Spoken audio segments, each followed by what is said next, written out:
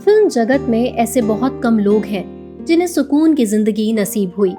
अगर यहाँ नंदा जी हैं तो यहाँ कामिनी कौशल भी हैं, जिन्हें हर प्रकार का सुख मिला सिवाय दिलीप साहब के।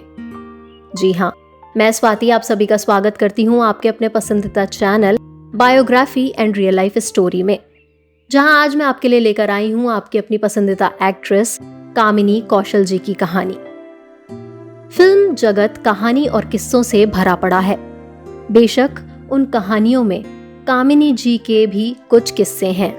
आज की परिस्थिति में कामिनी जी वो अकेली अभिनेत्री हैं जो सबसे लंबी आयु में जी रही हैं।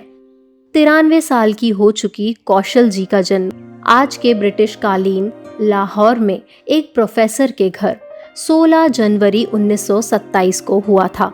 उनके पिताजी शिवराम कश्यप भारत के सबसे बड़े वनस्पति वैज्ञानिक रहे हैं। उन्हें ही भारत के वनस्पति शास्त्र के जनक के रूप में जाना जाता है। ऐसे पढ़े लिखे खानदान में जन्मी कौशल जी को डॉक्टर बनना था। जिस जमाने में लड़कियों को पढ़ाया नहीं जाता था, उस वक्त शिव जी ने अपने सारे बच्चों को अच्छी शिक्षा दिलाई। उस वक्त कामिनी जी रेडियो में उद्घोषिका का काम करती थी, साथ ही कॉलेज के स्टेज शोज में भी हिस्सा लिया करती थी।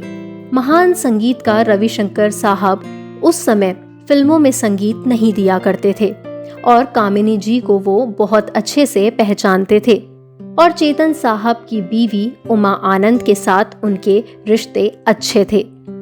ऐसे में एक दिन देहरादून में दून स्कूल में चेतन आनंद साहब आए और वहां उनकी मुलाकात कामिनी जी से हुई। 1945 में चेतन आनंद साहब नीचा नगर नाम की फिल्म बना रहे थे और उन्होंने कामिनी जी को इस फिल्म का हिस्सा बनाया और अपनी पहली फिल्म से ही कामिनी जी देश विदेश में मशहूर हो गईं, क्योंकि नीचा नगर भारत की वो पहली फिल्म थी जिसे कांस फिल्म फेस्टिवल में पाम दी ओर अवार्ड मिला।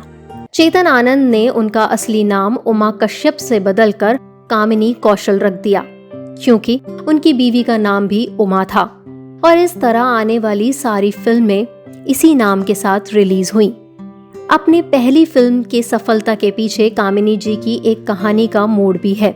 उनकी बड़ी बहन की आकस्मिक मौत के बाद उन्होंने अपनी बहन के पति के साथ शादी करने का बड़ा फैसला लिया, पर शादी के बाद नीचा नगर रिलीज हुई थी। ऐसे में परंपरा ये थी कि शादी के बाद लड़की फिल्मों में काम नहीं कर सकती, पर कामिनी जी के पति बीएस सूद ने उन पर कोई रोक नहीं लगाई। कामिनी जी की खूबसूरती और एक्टिंग को देख उन्हें बहुत सारी फिल्मों के ऑफर्स आने लगे। उस वक्त इतनी पढ़ी लिखी अभिनेत्री ना के बराबर ही थी।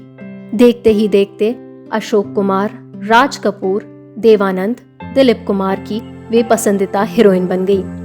1946 से 1967 तक मुख्य किरदार के तौर पर उनकी कई फिल्में सफल हुईं, जिसमें शहीद, नदिया के पार, शबनम, आरजू, जिद्दी, नमूना, शायर, जेल यात्रा, नाइट क्लब, जेलर, बड़े सरकार, बड़ा भाई, पूनम, गोदान जैसी फिल्मों के नाम शामिल हैं। देवानंद के अलावा उनकी जोड़ी को दिलीप कुमार के साथ सबसे ज्यादा पसंद किया गया। इसी कारणवश दोनों का प्यार परवान चढ़ गया। पर एक वक्त ऐसा भी आया जब कामिनी जी को महसूस हुआ कि उनके पति एक अच्छे इंसान हैं और ऐसे में दिलीप कुमार के साथ उनका नाम जुड़ना गलत है, और इस तरह दिलीप साहब का सपना टूट गया। माना जाता है दिलीप साहब का पहला प्यार खुद कामिनी ही थी और अपने स्ट्रगल के दिनों में वो उनके ही घर रहते थे। जब ये बात कामिनी जी के भाई को पता चली, तब उन्होंने दिलीप साहब को धमकी दी कि तुम मेरी बहन से दूर रहो। तो मैं थी आपकी अपनी स्वाति। आपको मेरी कहानी कैसी लगी हमें कमेंट बॉक्स में लिखकर जरूर बताएं और हमारे channel biography and real life story को सब्सक्राइब करना और बेल आइकन दबाना बिल्कुल ना भूलें। नमस्कार।